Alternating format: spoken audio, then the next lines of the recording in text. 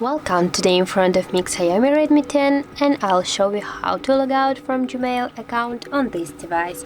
So first you should go to the Google folder and here find the Gmail application. Right now here on the right upper corner or on the left upper corner we have got this application. Just tap here this icon, tap on the icon, and as can you see right now we are logged into two accounts. So now just we'll tap here to the manage account on our device and we'll go here to the Google section. As can you see we got here the two accounts right now, right?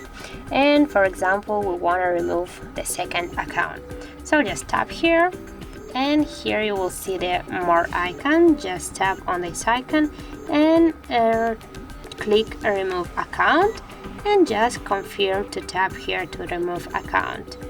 And as can you see right now we got here just only one account, and if we'll go back we'll check, yeah, that's right, we got only one logged in account on the Gmail.